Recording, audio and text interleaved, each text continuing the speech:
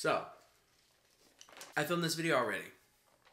It was over an hour and a half of recording. No sound. This microphone that I'm using right here wasn't working. Don't know why. It's working now, hopefully. If it's not, oh my god. Oh my god. But, yeah, so I've said all this before. I went into rants. I shared deep, heartfelt messages. I was funny. I'm sorry you missed it. Ugh.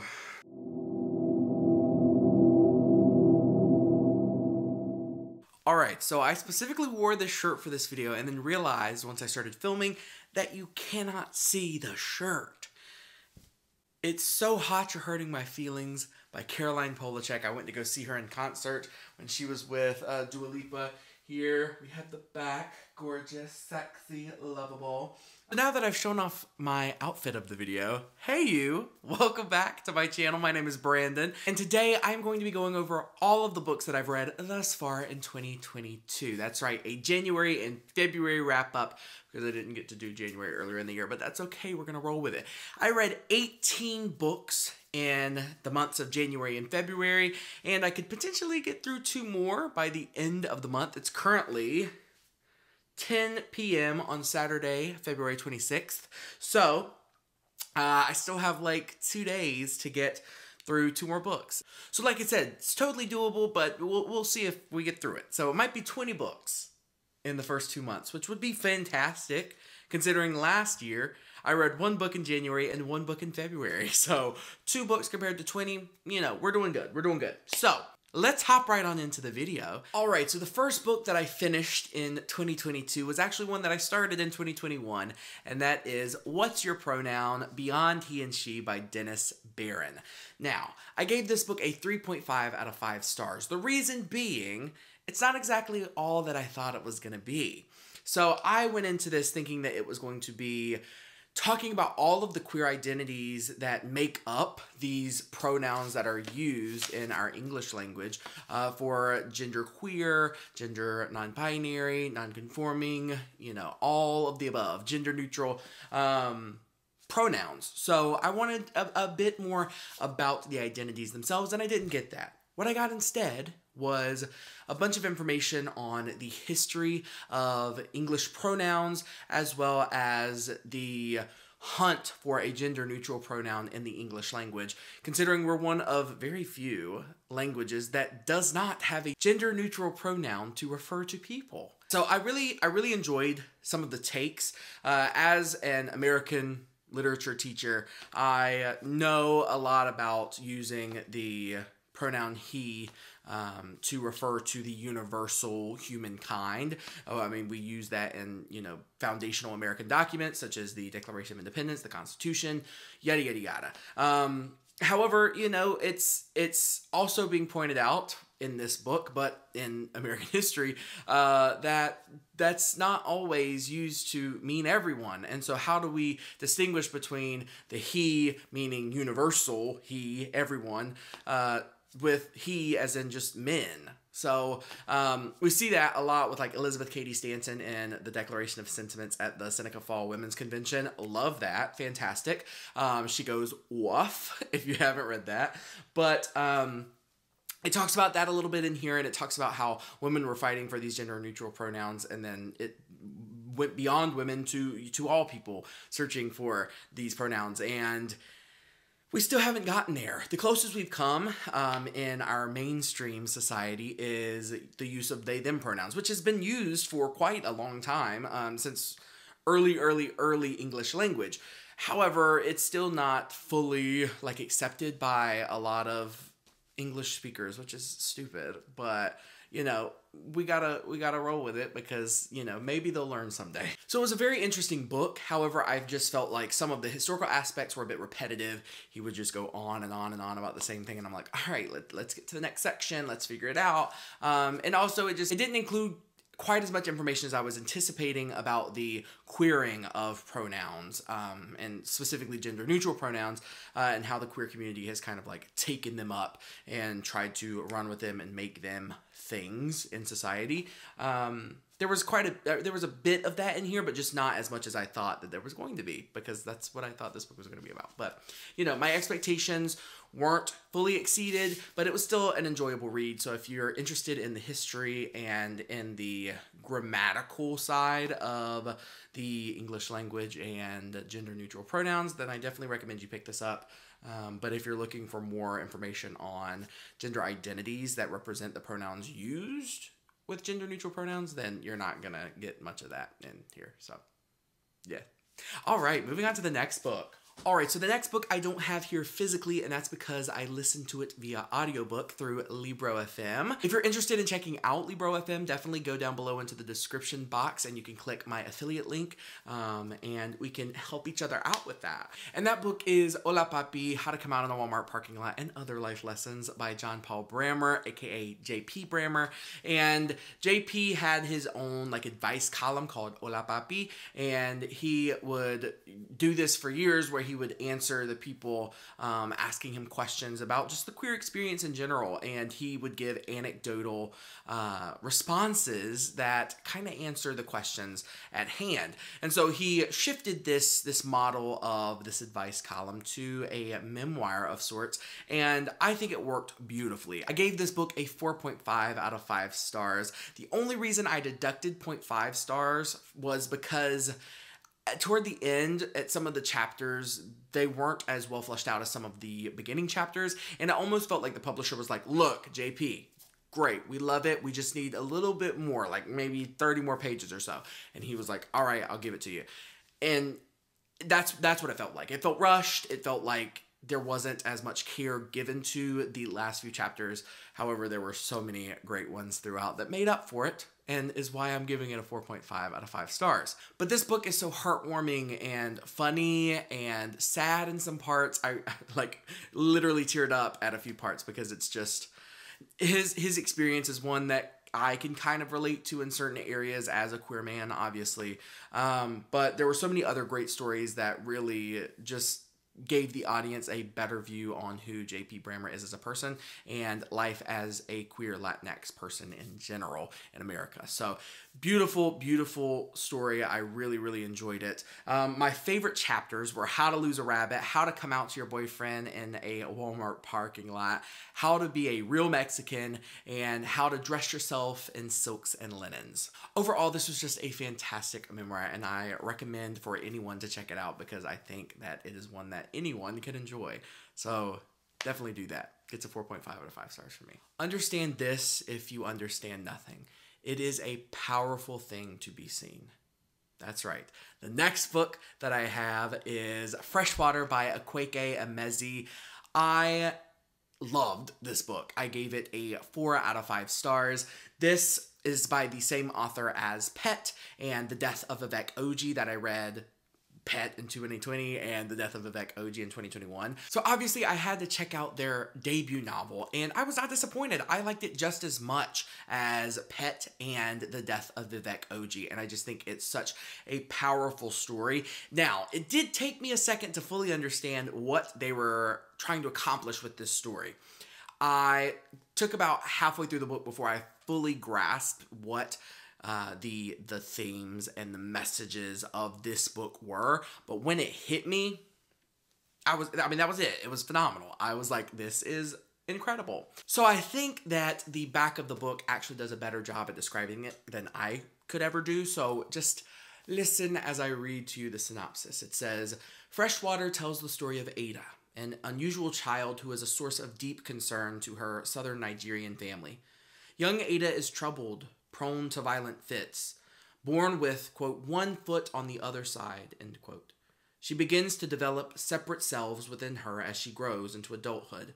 And when she travels to America for college, a traumatic event on campus crystallizes the selves into something powerful and potentially dangerous, making Ada fade into the background of her own mind as these alters, now protective, now hedonistic, move into control. This book was unlike anything that I've read before. Like I said, it did take me a second to fully understand it, but once I did, I loved it. This book is definitely for anyone to read. However, I think that the people that would benefit most from this book would be the people who make up the liminal spaces of society. So whether that's between binaries, the people who make up the area between them, or the areas outside of binaries altogether, I think that this book does a great job at capturing just a glimpse at one identity of one person in these liminal spaces, and just how varying identities can be between people, but between like one person and their alters, right? I also think that it does a fantastic job talking about trauma. It also does a fantastic job talking about queerness.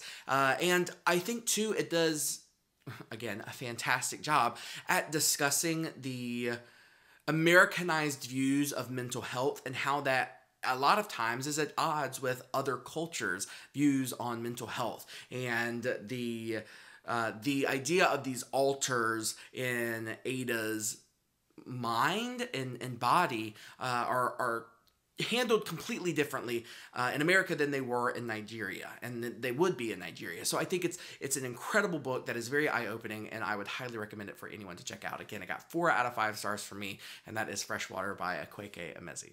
All right, so the next thing that I read was Desires Darkly, The Camper by Jack Harbin. This is an erotic horror novella that's about 59 pages. It's a male-male romance that is also almost parodying the horror subgenre slasher. So Desires Darkly, The Camper is about our main character going back to a summer camp that he attended as a child where a traumatic event kind of altered the course of his life. And so he's going back here with the plan to end it all. He is tired of living his life the way that it's been lived, and he feels like that this camp was the cause for all of his pain and heartbreak. While there are 3 other people who are kind of like tourists on this morbid attraction that is the summer camp where this horrific event occurred years and years and years ago. And so our main character is just about to finish the deed he set out to do. And that is when a serial killer shows up on the campgrounds in basically the likes of Jason from Friday the 13th. People start dying, people start looking, and yeah, you have to read it to figure out just exactly what happens, because it's only a 59-page story, so you need to go into it blindly because it's already short. I enjoyed it. I gave it a 4 out of 5 stars. I thought it was really well handled. It was funny, it was campy, it was hot in certain scenes, and it was fun. It was fun. Again, like erotic horror erotica, however you want to label it, you have to understand that they defy the laws of logic, right? Like, this doesn't fully make sense what's going on. However, you have to suspend your disbelief while reading it just to enjoy it, because it is fun. It's meant to just be campy and, you know, almost like a fan fiction of sorts, specifically a fan fiction of Friday the 13th. But it was so fun to read, and the sex scenes, like I said, they were pretty great. And I mean, I did want more. I wanted more from the sex scenes, but you know, it's a 59-page novella. I wasn't expecting, you know, a ton. But overall, I really enjoyed it. And though this is my first erotic book and my first horror erotica specifically, it definitely won't be my last for either. I, 1, have already read some more erotica that you'll see at the end of this video, but 2, have an entire book that I'm excited to read with horror erotica short stories that my stepmom got me for Christmas. Yes, you heard that correctly. That book is Hot Blood, Tales of Erotic Horror, edited by Jeff Gelb, I don't know, and Lon Friend. So this is obviously super 80s, super campy. But my stepmom bought it for me for Christmas, which is not just a random gift. Like, this was on my Goodreads wish list, but the fact that she bought it off my Goodreads wish list, pretty strange, but fantastic. I am so thankful, because I don't think I ever would have bought this for myself. So the fact that she bought it for me, I am grateful, and I'm excited to get into these, especially now that I've already read some horror erotica. I think it's gonna kind of ease me into this genre altogether. So I'm excited to get into it. It's gonna be fun. Alright, so the next book that I read is one that got a 5 out of 5 stars for me, and that is In the Dream House by Carmen Maria Machado. This book needs no introduction. Everyone and their mother has read it and loved it, okay? I am late on the train. This book came out when? Like 2020, I think? 2019, maybe even. 2019, shit. I am way behind. But I'm glad I finally read it because it was phenomenal. Okay, this is a memoir of Carmen Maria Machado's experience in a toxic, sapphic relationship, and it is heartbreaking and dark and saddening, and it honestly, it made me feel like I was in the relationship. It took me so long to get through this book because I could only read a few chapters at a time because it just weighed heavily on my soul, because Carmen Maria Machado has this uncanny ability to literally bring the reader into the experience and make them feel and understand everything that she went through. It's unlike anything I've ever read, and not only that, but the way that she wrote this memoir, it's so creative. She kind of writes them in these vignettes of sorts, where it is inspired by either pop culture or culture and society in general. But like, we have dream house as idiom, dream house as warning, dream house as hypochondria, dream house as cosmic horror, dream house as generation starship, dream house as Nightmare on Elm Street, dream house as memory palace, as deja vu, as confession, dreamboat, yada yada yada yada yada. Dream house as choose your own adventure, bitch. She's got a choose your own adventure story in here. It's fantastic. It's original. Yes, it is. It's profound. It's such an incredible story. Again, heartbreaking. So fucking heartbreaking. Like, it took me forever to get through it. I literally annotated so much. You can't really see it. Okay, there we go. I annotated so much in this book because it's just beautiful writing, and it describes toxic relationships so well. Now, she's by no means saying that every toxic relationship is like hers. However, you can find the similarities, I'm sure, with any toxic relationship that you yourself have experienced.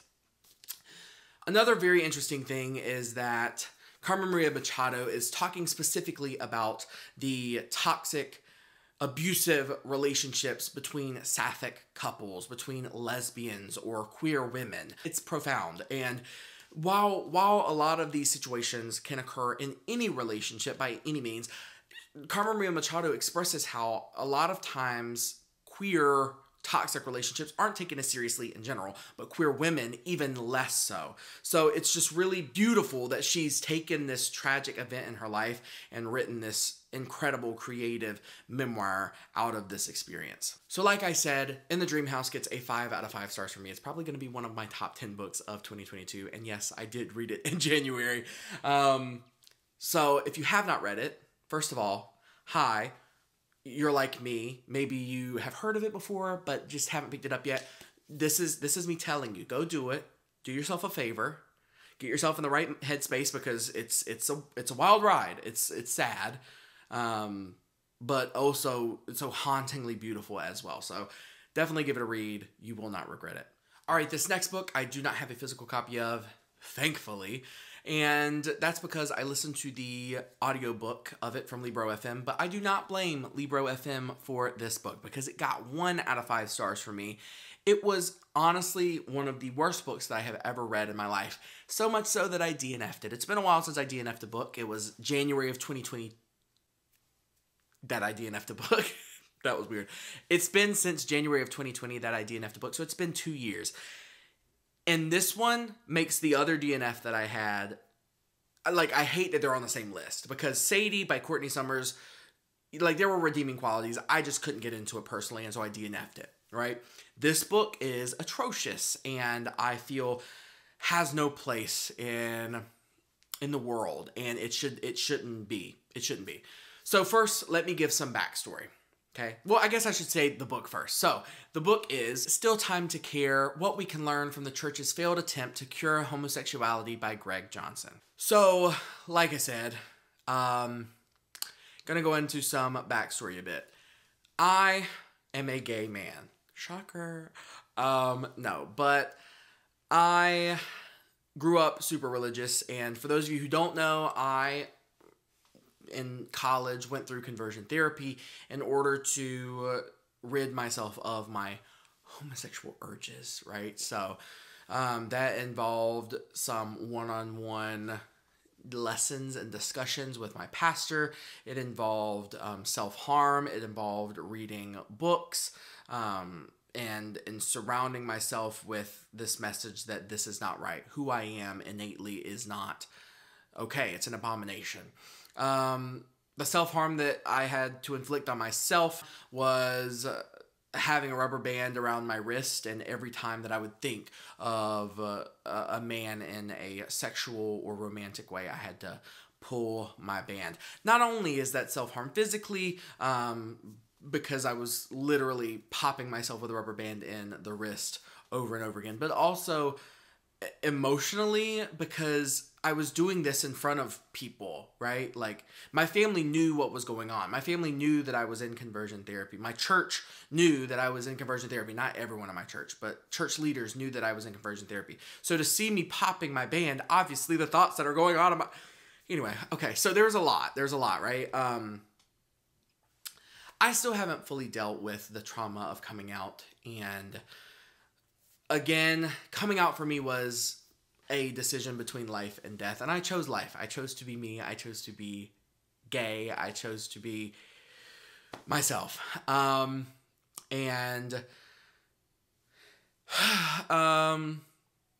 that was a hard decision, obviously, because I was trying to deny that part of myself for so long, but I'm so thankful that I finally made the right decision. But like I was saying, I am not fully healed. I fully haven't even really grasped the extent at which I still haven't fully grasped the extent of what I went through in the closet, and denying myself, and having to go through conversion therapy and things like that. I just haven't. So I thought reading this book would grant me some peace of mind, some healing, and would help me through that trauma that I haven't fully processed. However, this was like a knife, a searing hot knife, splitting open the wound all over again and leaving it there to bleed out. It wasn't healing at all, and I was devastated. I listened to just over half of this audiobook on Libro FM and finally decided to DNF it. I was furious listening to it. It would affect my mood as I listened, and I couldn't do that to myself. And though I hate DNFing books, this is one that I definitely don't regret DNFing.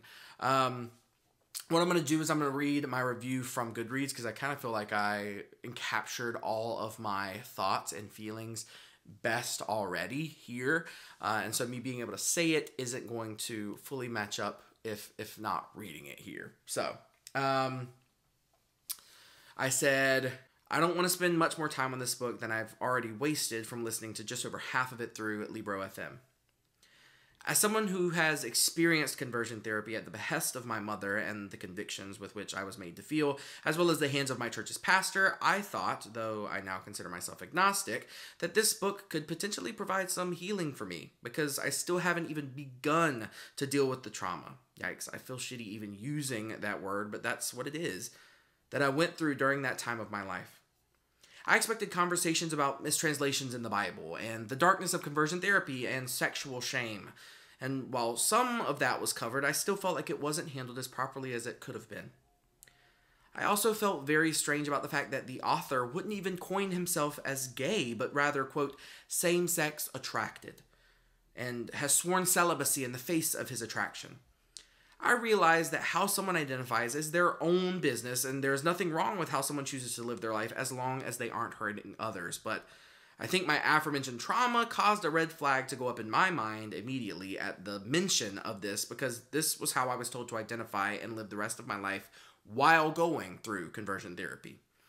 I was told that I was someone who, quote, struggled with homosexual urges, end quote. Cue the same-sex attracted identifier of our author, and that God, because I had these urges, was calling me to be celibate. Which, by the way, is hella fucked up. Like, oh, I'm calling you to never have sex with anyone, but also, you know, it'll be really fun if I make you attracted to the same sex, right? Like, I know it's an abomination, but I am going to give you that attraction, but because you have that attraction, I want you to never have sex with anyone.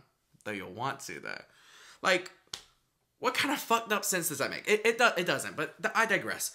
Overall, this book wasn't for me. If you are a Christian gay who is seeking more affirmation within your religion, which, hello, is a sign in and of itself, then maybe this book will work for you. I still have an uneasy feeling about this book overall, though. Just be wary of your expectations for what this book promises. Okay? Kind of felt like I was a little nice in this review, to be honest. Yes, I went off, but not quite as badly as I wanted to. Like I said, Greg Johnson, how he identifies has nothing to do with me, and that's completely fine if he wants to identify that way. But reading that put me right back in that mindset of conversion therapy and what I went through in there, and I couldn't do it.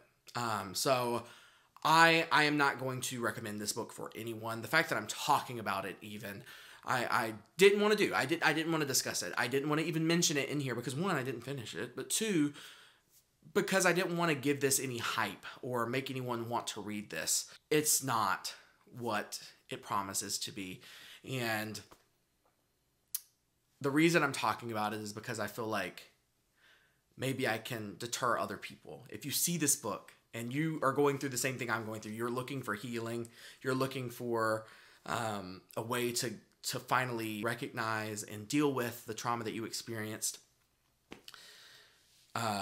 look elsewhere. And that's what I'm going to be doing. So if you have any suggestions, please let me know. But this was really, really bad. And yeah, moving on. Tired of having this book on here. Go ahead, leave the screen. We're going to move on to the next book, which is My Heart is a Chainsaw by Stephen Graham Jones. I'm going to go ahead and let you know, this is also a 5 out of 5 star book. I adored this novel. I was promised a slasher novel, and I got that. By the way, slashers are my favorite subgenre of horror. I mean, we have Psycho, we have a Texas Chainsaw Massacre, we have A Nightmare on Elm Street, we have Friday the 13th, we have Scream, Urban Legends, I Know What You Did Last Summer, etc., etc., etc. Some of my favorite films. I love the slasher subgenre, so I was highly anticipating this book.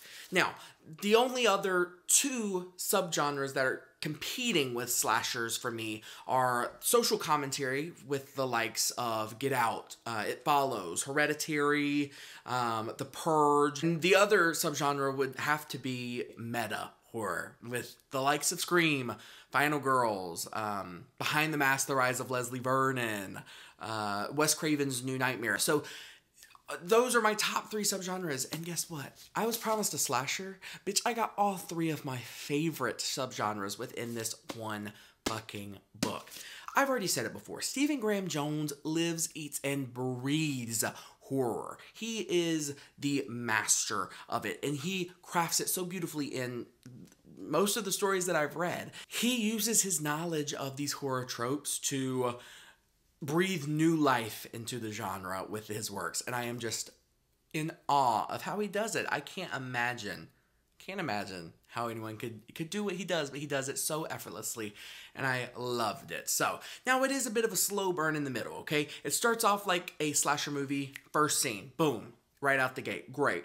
Then it gets a bit slow because it goes into like the social horror, the meta horror, and then the last 50 pages or so are a continuation of the slasher genre. So it's a phenomenal book. I love it. I get why people say it's a little slow in the middle, because it is, but I don't think that that's a bad thing. I think it was meant to be that way. So for those of you who don't know what My Heart is a Chainsaw is about, I am going to read the synopsis from the front flap because it does a better job at summing up the story than I could. So it says, you won't find a more hardcore 80s slasher film fan than high school senior Jay Daniels. And you won't find a place less supportive of girls who wear torn t-shirts and too much eyeliner than Proof Rock. Nestled 8,000 feet up a mountain in Idaho, alongside Indian Lake, home to both Camp Blood, site of massacre 50 years ago, and, as of this summer, Terra Nova, a second home celebrity Camelot being carved out of a national forest. That's not the only thing that's getting carved up, though. This, Jade knows, is the start of a slasher, but what kind? Who's wearing the mask? Jade's got an encyclopedic recall of every horror movie on the shelf, but will that help her survive? Can she get a final girl trained enough to stop all this from happening? Does she even want to? Isn't a slasher exactly what her hometown deserves? Dun, dun, dun. It's phenomenal. Definitely check it out. Nothing else to say. 5 out of 5 stars. My Heart is a Chainsaw by Stephen Graham Jones. If you haven't checked out anything by Stephen Graham Jones, definitely do that. I've loved everything that I've read by him thus far. My Heart is a Chainsaw is no exception, so give it a read. The next book that I read, I don't have here physically, and that's because I sold it at my local used bookstore because it was atrocious, and that is Animal Wife by Laura Ehrlich. Now, I bought this book in a book shopping vlog 2 videos ago, and you could tell I was so excited about it, right? I literally just told you in my thoughts on My Heart is a Chainsaw by Stephen Graham Jones that my second favorite subgenre of horror is social commentary, and that's what this book promised to be. It promised to be a social commentary on women and how their lives are already horror stories in real life, and Laura Ehrlich was supposed to take these horrific instances that women go through every fucking day and insert some horror tropes and horror monsters and things like that into the story. Now, I am not going to lie to you. I read one story. It was about halfway through. It was called Crush. Okay? It's literally like 3-4 paragraphs long. Not long at all. Not even a full page. I read that first because I was just kind of flipping through it and I read it and I was like, this is phenomenal. That story would get a 5 out of 5 stars from me. I genuinely loved it. It was a flash fiction piece that was incredible, okay? It's exactly what Laura Ehrlich promised in the synopsis of this collection. However, once I started reading through all of the stories, I realized that nope. This Crush is not the norm. Instead, it's the anomaly. The fact that Laura Ehrlich could come up with a story that was this good is a mystery. Because the rest of the stories were utter trash. And I'm not just saying that, right? I literally went into it wanting to love it. It's so atrocious. It's so pretentious and boring. And the commentary isn't even that effective. And I'm not going to say it's not horror, right? It can be horror to some people. But to me, it wasn't horrific. It wasn't scary. It was atrocious. It wasn't good. And I hate that. Like I said, I really wanted to love it.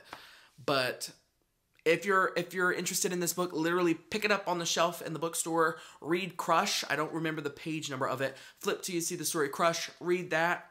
Put it back on the shelf. That's all you need. Because that one's a 5 out of 5. It's phenomenal. The others, though, yikes. Fucking sucked. I really wanted to DNF it as well, but I had just DNF'd Still Time to Care. And I was like, God, I don't want to DNF another one. 2 in 1 month, I can't do it. So I forced myself through it. And I wish I wouldn't have, because it felt like a fucking waste of time. It was... I mean, I can't get that time back. It was horrible. So definitely do not check out this book. It's a 1 out of 5 star for me. Animal Wife by Laura Ehrlich. Get off the screen. The next thing that I read was a 5 out of 5 star, and that is Heartstopper Volume 4. I love this graphic novel series. It's so sweet and so lovely, and basically it's about 2 queer male characters who fall in love in high school, and it's their experiences being each other's first boyfriends, and it's cute and it's lovable, and it just feels like the warmest and best hug. This book got a lot more serious than they have in the past, and I really enjoyed it for that aspect, because even with those serious and darker tones, it still was a funny and heartfelt story, and you could literally feel the love of all of these characters for one another, and that's just something you can't beat. So, gets a 5 out of 5 stars from me. Also, Nick is everything. Everything. I love Charlie. I do. I care for Charlie. I think he is sweet as well. But Nick... there is no man like Nick. Like, there isn't. He is just the best character, one of the best characters I've ever read, and I adore him so much. He is to be protected at all costs. So, moving on to the next book. The next book that I read in January of 2022 is The Sacred Band by James Romm. It is 300 Theban lovers fighting to save Greek freedom. This book was great. I gave it a 4 out of 5 stars, and the reason I deducted a star is because there wasn't enough about the sacred band for me. I just wanted a bit more information. Now, I loved all the history of ancient Greece and the politics and the wars and things like that. I already knew most of it because was a classical studies minor in college, so I have already researched a lot of this stuff on my own, but it was still fun reading it from James Rom's writing style. I just wish there was more on the sacred band because that was something I didn't learn that much about. I knew of them in my minor classes, but I didn't know as much as I wanted to. That's why I bought this book, to read more about them, but there just wasn't that much more information granted to me.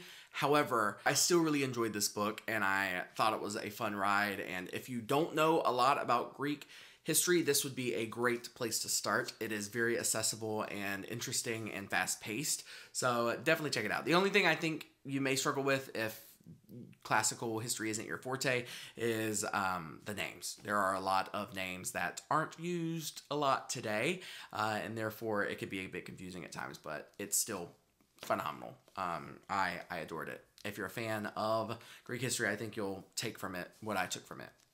It's a really good story. That's pretty much all I got to say. Nothing more learned about the Sacred Band. But also, I think the reason that there isn't that much information on the Sacred Band is just because there's not much more information out there on them than James Rom shared. I want more. And there probably isn't any more information. So it's not James Rom's fault, probably. It's probably just history and them trying to erase queer men once again. But I digress. This gets a 4 out of 5 stars for me. Definitely check out The Sacred Band by James Rom. So the last book that I read in January of 2022 was The Strange Thing We Become and Other Dark Tales by Eric LaRocca. I read Things Have Gotten Worse Since We Last Spoke last year by Eric LaRocca, so I was really excited to get to this one, and it did not disappoint. This gets a 4.5 out of 5 stars for me, and it's honestly one of the best horror short story collections that I've ever read.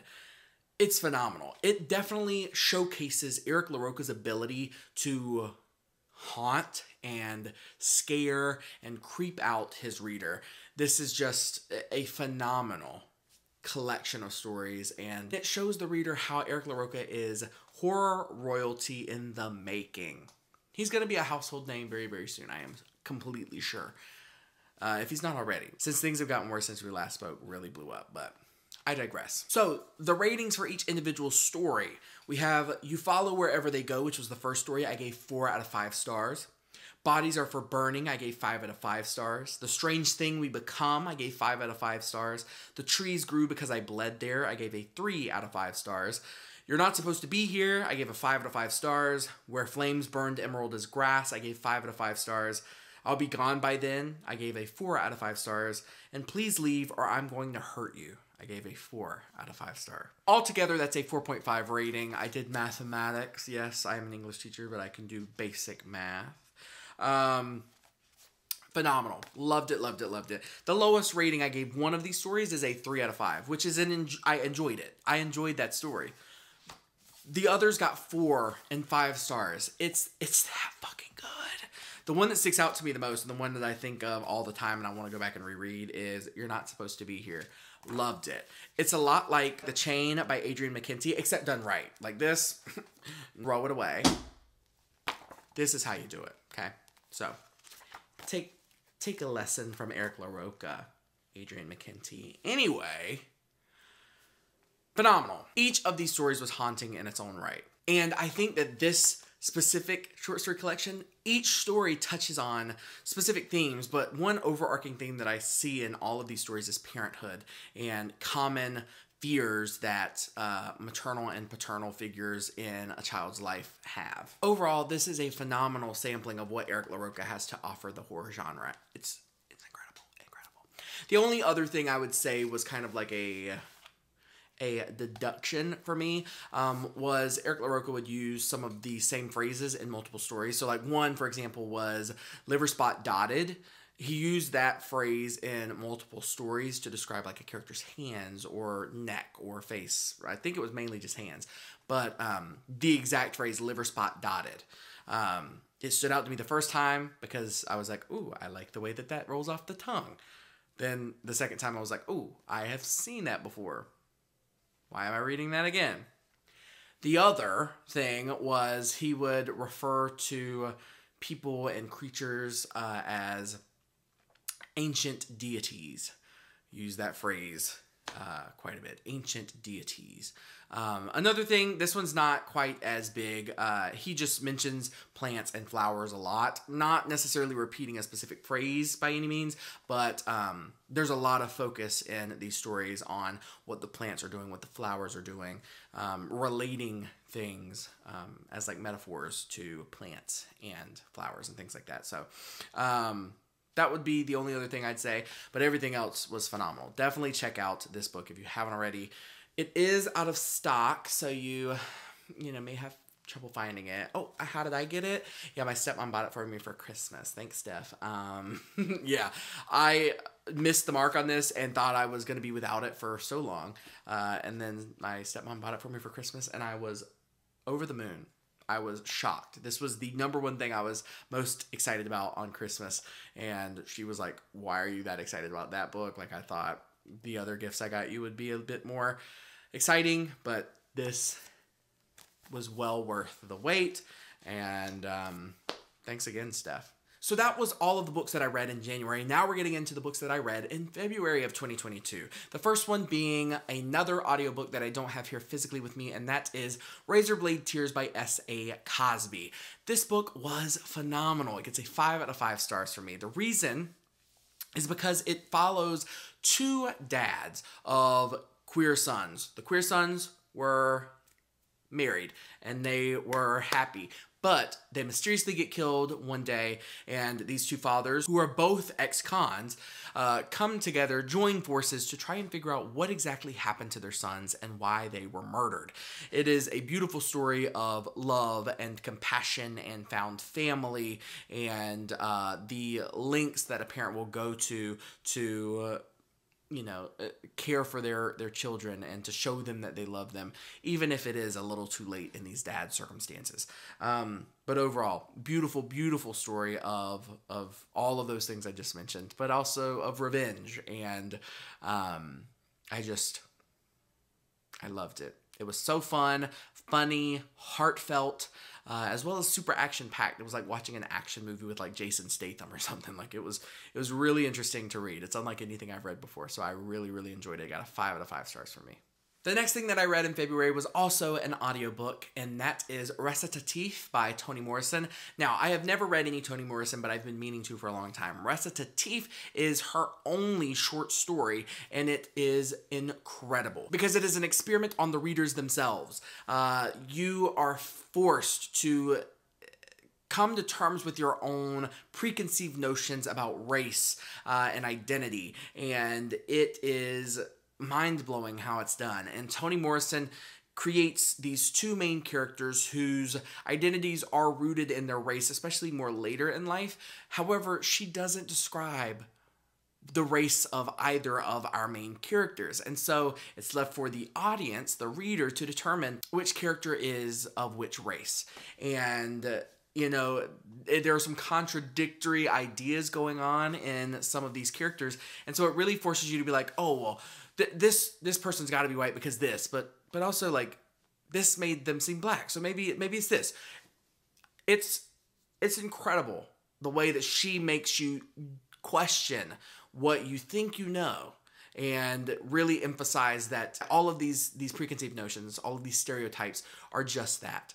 Our preconceived notions, our stereotypes. We cannot make these assumptions about people's race based on these notions that we have. Beautiful. Love the story so much. And the introduction by Zadie Smith was incredible as well. I kind of wish that was at the end. That's my only complaint of this short story. I gave it a 5 out of 5 stars. My only complaint, though, is I wish that the introduction by Zadie Smith was at the end and was more of an afterword, because Zadie Smith goes in and really dives deep into the story and the history of the story and how readers have taken it and what their thoughts are, and it's incredible. I love the introduction. I just wish it was placed at the end so I could experience it as a reader first before hearing all of it kind of debunked and explained for me. I wish it wasn't so spoon-fed for me, but Still loved it. 5 out of 5 stars. Check it out. Recitative by Toni Morrison. The next thing that I read in February was an arc sent to me by the author, and that is We Could Never Leave This Place by Eric LaRocca. That's right, the same Eric LaRocca that wrote The Strange Thing We Become and Other Dark Tales that I just reviewed and gave 4.5 out of 5 stars. He gifted me this e-arc for this story, and I was more than excited to read it in exchange for my honest review. So, for those of you who don't know what We Can Never Leave This Place is about, it is about a girl whose father passes away, and it's just her family dealing with the grief and trauma that comes with that. And there are also family secrets being revealed after an unexpected visitor comes into their home. This novella does come out on June 24th of 2022, so check it out then if you're interested. I gave this a 3.5 out of 5 stars. It was not my favorite Eric LaRocca. In fact, it's my least favorite that I've read of him. Granted, I've only read 3. But I felt like it was really slow at the beginning, and it really picked up at the end. And so I was really nervous it was going to be like 1.5 to 2 stars. When I was reading it, I was like, shit.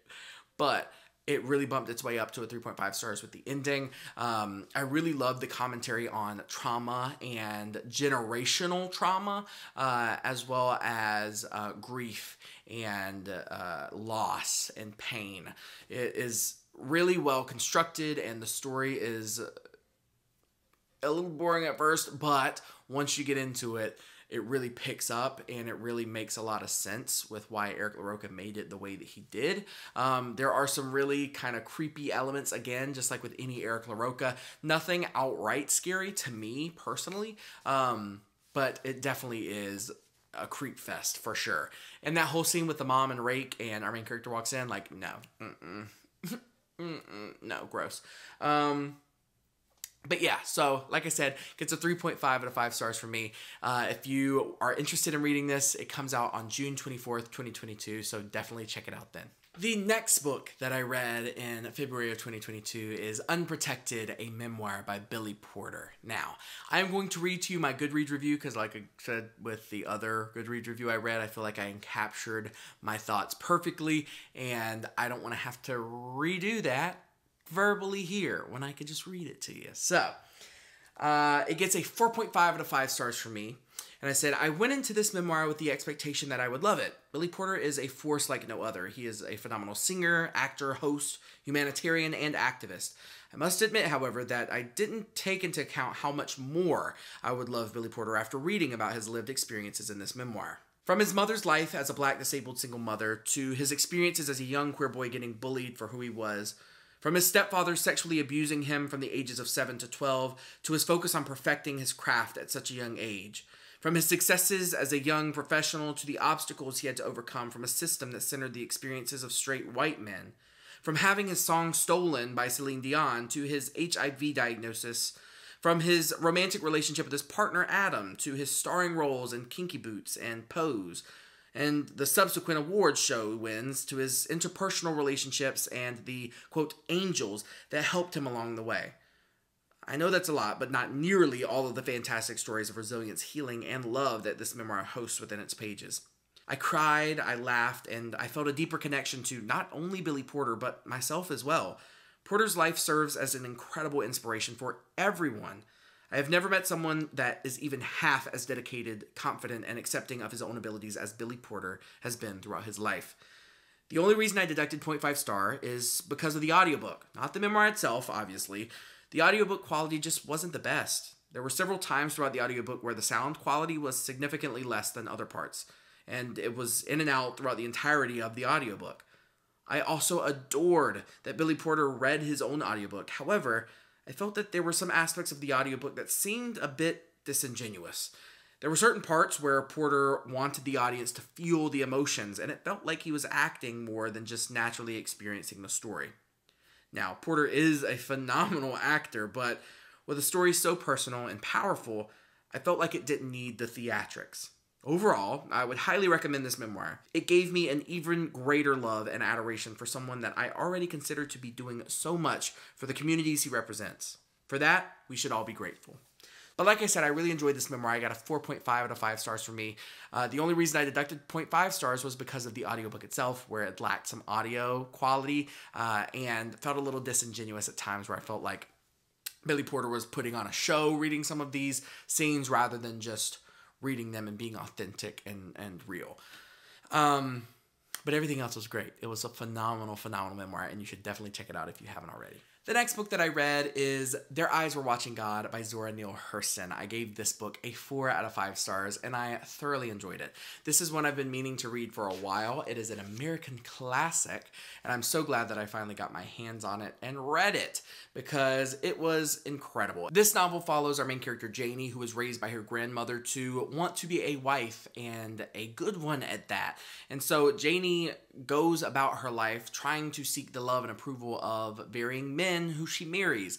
One is a marriage with no love. One is a marriage that is abusive. And then as she experiences each of these new marriages, she starts to come to terms with how she can love herself and how the love that she's seeking from other people can also be applied to herself. And it's just so beautiful and so inspiring. I just really think that this book is phenomenal, and there's a reason that it's still hailed as an American classic today. So definitely check it out if you haven't already. All right, so the next book that I read in February was The Uncut Wood by Slade James. The Uncut Wood is a gay erotic novella in the Bear Camp series by Slade James. I enjoyed this novella. I gave it a 3 out of 5 stars. I really liked the story. I had fun with it, but it just wasn't anything necessarily special. The sex scenes were okay, but I was wanting more. And I'm not really the biggest fan of friends to lovers. That trope just doesn't do it for me. But if you are one of those people that loves that trope, then by all means, read it, because I think you would enjoy it. But it was fun. I really enjoyed reading it, and like I said, it gets a 3 out of 5 stars for me. And the last book that I read in February so far is The Day Pass by Slade James. Again, this is another short novella in the Bear Camp series by Slade James, and I liked this one a lot more than The Uncut Wood. I gave it 3.5 out of 5 stars. It was shorter, but I felt like the sexual tension and the chemistry between our main characters was much more palpable. And I really enjoyed the heart of our main character specifically. I really enjoyed the story. I am interested to read more about these specific characters, which I think we will soon. But yeah, I really enjoyed it. It gets a 3.5 out of 5 stars for me. Now, I am also reading 2 books that I plan to finish in February, but I haven't yet, as of, like I said before, February 26th. So, I have 2 days to finish these books. The first one being Grumpy Bear, which is the first full-length novel in the Bear Camp series by Slade James. Like I said, I already read the first 2 novellas, but this novel is one that I'm really, really enjoying. I like that we can build the anticipation a bit more between these characters before we're just kind of thrown in with the insta-love, which makes sense for novellas because, again, they're short fiction, so the insta-love kind of has to be there. Otherwise, there's nothing going on. But I like the slow burn of this building romance in Grumpy Bear, and I really like the dynamics between these 2 people, where one is like the grumpy, like in a rut kind of guy who's just doing the same thing every day, to this aspiring musician who is at this camp for an opportunity to make some money in order to pursue his dreams. And they meet and romance ensues, and I love it so far. So I'm really excited to finish it and hopefully add that to the books that I read in February of 2022. The other book that I'm currently reading is Vladimir by Julia May Jonas. I am actually listening to the audiobook of this one because it was an ALC from the Libro FM ALC program. So I am super thankful. Thank you again, Libro FM, for the opportunity to work as an influencer for the ALC program. I'm really enjoying the audiobook thus far. I'm about halfway through, and I'm really, really enjoying it. For those of you unfamiliar with the story, I'm going to read again the front flap. It says, "When I was a child, I loved old men, and I could tell that they also loved me. And so we met our deliciously incisive narrator, a popular English professor whose charismatic husband at the same small liberal arts college is under investigation for inappropriate relationships with his former students. The couple had long maintained a comfortable understanding when it came to extramarital pursuits, but with these allegations, life has become far less comfortable for both of them. And when our narrator finds herself alarmingly infatuated with Vladimir Vladinsky, a celebrated young novelist newly arrived on campus, their tinderbox world comes dangerously close to exploding. I'm really enjoying it so far. I think it is a very interesting story, one that I've not read before. I'm not saying that this has never been written before, but I've never read a story like it, and so I'm really enjoying it so far. Plus, I just love this cover. Like, can we talk about it? I love the earth tones. I love the male physique en full display. It's just phenomenal. So I'm excited to finish this one as well. All right, you all, so that does it for the books that I read in January and February of 2022. Thank you so much for watching this video. If you liked it, please give it a big thumbs up. Make sure you subscribe to my channel if you haven't already. And also, hit that post notification bell so you are notified every time that I post a new video. My name is Brandon. I will see you next time. Bye.